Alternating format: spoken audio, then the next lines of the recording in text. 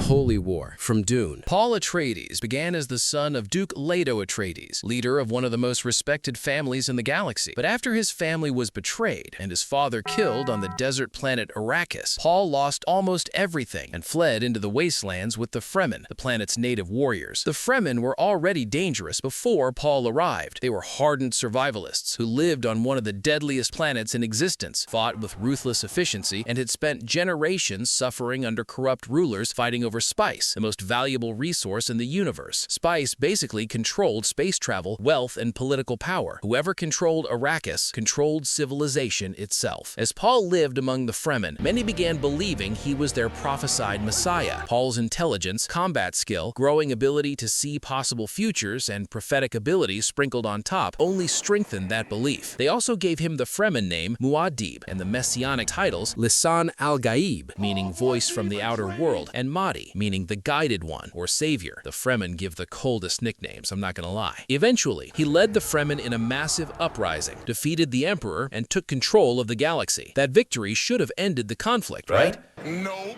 The Fremen launched a galaxy-wide holy war in Paul's name. Armed with absolute religious devotion and some of the deadliest military tactics in the universe, they spread across planet after planet, forcing entire civilizations to submit. Resistance was crushed brutally. Cultures disappeared. 61 billion people died during Paul Muad'Dib's jihad. 90 planets completely sterilized of life. 40 different religions entirely wiped out, along with all of their followers. The terrifying part is the fanaticism behind it. The Fremen truly believed they were carrying out a sacred mission. To them, conquering worlds was spiritual. Paul himself saw much of the destruction coming through his visions, but by the time he gained power, the movement around him had grown beyond his control. The more people worshipped him, the more inevitable the war became. Dune's Holy War doesn't begin with an evil tyrant trying to destroy the galaxy. It begins with people desperately wanting someone to believe in.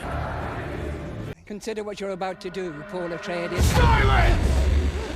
The Horus Heresy from Warhammer 40k. Long before it, the Emperor of Mankind had united most of humanity across the stars. He created 20 superhuman sons called the Primarchs, each leading massive armies of space marines. The plan was simple: conquer the galaxy, bring order, and guide humanity into a new age. For once, it was actually working. That alone should have been suspicious. The Emperor then leaves the Great Crusade in the hands of his favorite and most trusted son, Horus Lupercal. Horus was basically the golden child, the strongest commander, the most admired, and the one everyone expected to inherit everything. Then chaos happens. Literally, the Chaos Gods, ancient warp entities, begin influencing Horus. They twist his mind using visions and manipulation, convincing him the Emperor will eventually discard the Primarchs and rule as a god over them. Whether that was true or just cosmic gaslighting depends on how much you trust evil space demons. Horus turns traitor, and instead of going alone, he convinces half the Imperium's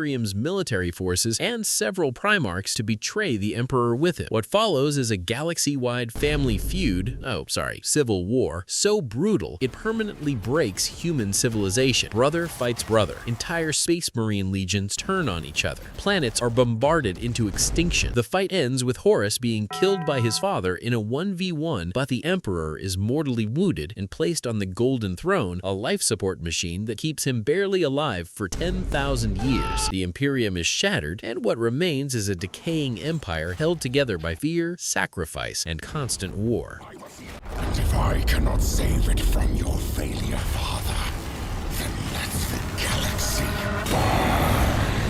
The Invincible War from Invincible. The Invincible War is one of the most sudden and devastating disasters in superhero fiction. The war begins with Angstrom Levy, a villain who can create portals to travel between alternate dimensions. After blaming Mark Grayson, aka for ruining his life, Levy decides revenge isn't enough. He wants to completely destroy Mark psychologically, ruin his image, and humanity's trust in him. So Levy gathers dozens of alternate versions of Mark from different realities, like Omni Mark, Sinister Mark, No Goggles Mark, Viltrumite Mark, Prisoner Mark, Shiesty Mark, Mohawk Mark, just to name a few. But these aren't heroic versions of Mark. Most of them are evil, violent, irredeemable maniacs who conquered their world. As a slave in my empire. Then Levy unleashes unleashes them on Earth all at once, and everyone starts tweaking. I'm telling you, the whole house mad. And Earth gets overwhelmed almost immediately. Within hours, cities across the planet are destroyed as multiple evil Invincibles attack simultaneously. Heroes are spread too thin trying to respond. Entire teams are wiped out. Major landmarks are reduced to rubble, and millions of civilians are caught in the chaos. Nobody knows who the real Mark is anymore. It takes 3 to 5 Viltrumites to destroy a planet, not to talk of 18 ruthless, nihilistic ones. The real Mark eventually fights alongside Earth's heroes to stop the invasion, but even after the evil Invincibles are defeated, the damage is permanent. Cities are devastated, countless people are dead, and public trust in Invincible is shattered. Some people never fully forgive Mark because, from their perspective, they watched Invincible nearly destroy the planet. The entire attack also happened in just 3 days, but the body count they racked up is in the hundreds of thousands, potentially reaching into the millions. Most fictional wars drag on for years. The Invincible War practically speedran the apocalypse in a weekend. Hey, these two giving you trouble? Fuck off! I got this. Swearing doesn't make you cool. The War in Heaven from Warhammer 40k. The War in Heaven is basically the reason the Warhammer 40k universe is such a miserable disaster in the first place. Every nightmare faction, galaxy-ending horror, and demonic catastrophe can somehow be traced back to this war. The war began millions of years before humans even existed, between 2 ancient races, the Old Ones and the Necrontyr. The Old Ones were incredibly advanced beings who could manipulate genetics, travel across the galaxy easily, and use psychic powers on a godlike level. Meanwhile, the Necrontyr were bitter, deeply, and obsessively jealous of the Old Ones because they were dying people, cursed with short, painful lifespans because their homeworld was flooded with deadly radiation. The Necrontyr did ask the Old Ones to grant them immortality, but the Old Ones said no. The Necrontyr thought, so you guys have the secret to eternal life and you're gatekeeping? And they really said, fuck all that! The Necrontyr eventually went to war with the Old Ones out of envy and desperation, but they got washed. The Old Ones were simply too powerful. Then the Necrontyr found the C'tan, ancient cosmic entities known as star gods, and this is where things become catastrophically stupid. The C'tan promised the Necrontyr immortality and power. In exchange, the Necrontyr transferred their minds into living metal bodies, becoming the Necrons. They gained immortal robotic forms, but lost their souls in the process. Now backed by the godlike C'tan and nearly indestructible armies, the Necrons launched the real War in Heaven, and the scale of destruction was absurd, even by sci-fi standards. Entire star systems were wiped out, planets were shattered. The Old Ones became desperate and started creating new species purely for warfare. The Eldar were engineered as powerful psychic warriors, while the Krorks, ancestors of the Orcs, were created as massive biological weapons built for endless combat. The galaxy basically turned into an arms race where every side kept inventing worse nightmares to throw at each other. The sheer suffering, violence, and psychic chaos from the war corrupted the warp, the alternate dimension tied to emotions and psychic energy. Before the warp was relatively calm. Afterward, it became the hellish nightmare dimension that fuels chaos in modern 40k. By the end, the Old Ones were nearly extinct. Countless species had been erased, and even the Necrons realized the C'tan had manipulated them. So the Necrons rebelled against their own gods, shattered the C'tan into fragments, and then went into hibernation for millions of years, waiting for the galaxy to recover. Because after destroying reality, committing cosmic genocide, apparently everyone just needed a nap.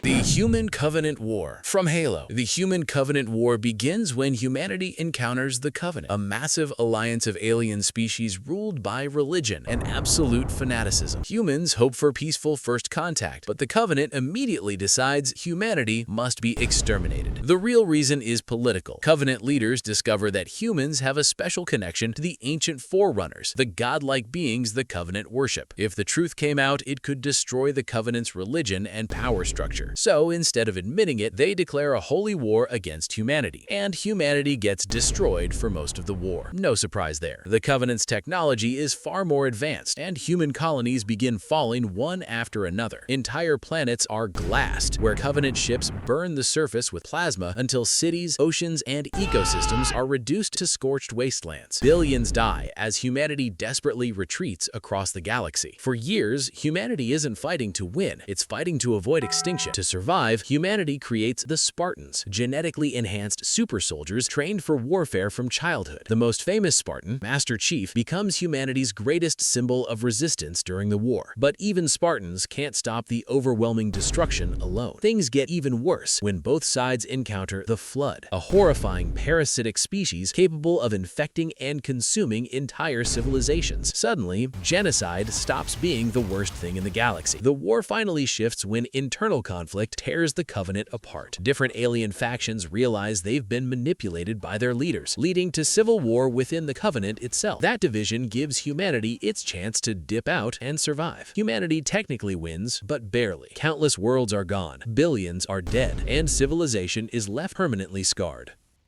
Way I see it, if those freaks won't meet God, it's our duty to help them along. The Locust War. From Gears of War, the Locust War begins on Emergence Day, which is basically the planet Sarah's worst possible morning. No warning, no build-up, just massive underground monsters bursting out of the ground. Bad way to start a Tuesday. The invaders are the Locust Horde, an underground species that had been living beneath Sarah for years. They're not mindless creatures either. They are terrifying, brutal underground humanoids bred for war. Massive monsters and bioweapons who use ruthless extermination tactics and constant tunnel ambushes. They're organized, intelligent, and run like a military state with generals, soldiers, and strategy. So humanity isn't fighting random monsters, it's fighting a full army that also happens to know every tunnel under the planet better than humans know their own cities. The initial invasion is devastating. Major cities fall quickly as Locust forces erupt through the ground and overwhelm defenses. Military bases are wiped out, civilians are slaughtered or captured, and entire regions collapse into chaos within hours. Human forces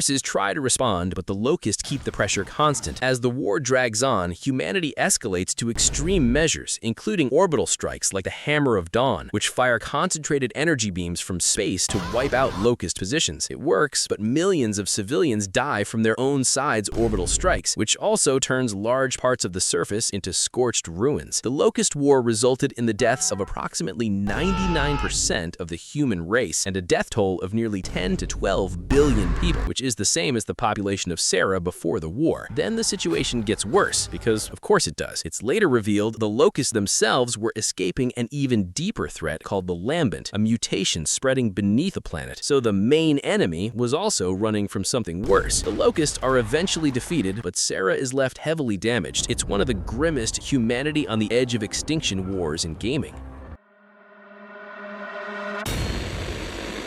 The Galactic Civil War from Star Wars. The Galactic Civil War begins when Chancellor Palpatine, who is secretly the Sith Lord Darth Sidious, engineers a crisis, wipes out the Jedi leadership, and transforms the peaceful Galactic Republic into the Galactic Empire. The Empire rules through fear and military control. Star Destroyers patrol systems, and Imperial officers crush dissent. Most citizens don't even think about rebellion because the Empire makes the consequences extremely clear and very explosive. The Rebel Alliance forms in response. At first, it's not a unified army, just scattered groups of fighters and politicians trying to resist Imperial control. They're massively outgunned and constantly hunted. Things escalate when the Empire builds the Death Star, a massive space station capable of destroying entire planets. To prove a point, they use it to wipe out Alderaan, killing billions in seconds. That moment turns the war from political resistance into full-scale galactic conflict. The Empire has overwhelming military power, while the rebels rely on guerrilla tactics, sabotage, and hoping their ships hold together long enough to escape. The turning point comes when a small rebel strike team discovers and exploits a weakness in the Death Star, destroying it. This doesn't end the Empire, but it proves it can be beaten. After that, the war intensifies. The Empire tries to crush the rebellion completely, while the rebels grow stronger and more organized. Eventually, key battles lead to the fall of Emperor Palpatine and the collapse of Imperial rule. By the end, the Rebel Alliance wins and forms the New Republic, but the galaxy doesn't magically heal. Lore estimates suggest casualties easily range into the hundreds of billions to trillions. It's left recovering from years of oppression, war, and planet-level destruction.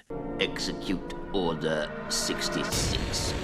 The Reaper War from Mass Effect. In the Mass Effect universe, advanced civilizations believe they are progressing normally, exploring space and developing technology. What they don't know is that every 50,000 years, a fleet of ancient machine intelligences called the Reapers returns from dark space to wipe out all advanced organic life. Then they reset the cycle over and over again, like cosmic spring cleaning. The Reapers believe they are preserving life by harvesting it. Their logic is that organic civilizations inevitably create synthetic life that eventually destroys them. So the solution is to periodically harvest the most advanced species and convert them into new Reapers. The war begins when the Reapers arrive in full force and immediately start wiping out major galactic powers. Earth is invaded, major cities fall under attack as Reaper forces land and harvest populations on a massive scale. Resistance is almost meaningless at first because the Reapers are older, stronger, and have already done this countless times before. As the invasion spreads, it becomes clear this isn't a normal war. It's extinction-level harvesting. Commander Shepard becomes the central figure trying to unite the galaxy's fractured species, humans, Turians, Asari, Salarians, and others, into a single resistance force. Normally, these species don't agree on anything, but being hunted to extinction tends to improve teamwork slightly. The Reapers overwhelm defenses and continue harvesting entire worlds. Billions die as cycle after cycle of resistance fails across history. The turning point comes when the galaxy finally manages to activate ancient Prothean-era technology and push back long enough to reach the Reaper's source of control. The final confrontation ends the cycle, but not without devastating losses across every species. By the end, the Reapers are stopped, but the damage is permanent, and every surviving species is forced to rebuild from ruins.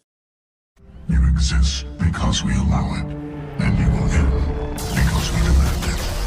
We are Legion. The time of our return is coming. Our numbers will darken the sky of every world. You didn't have to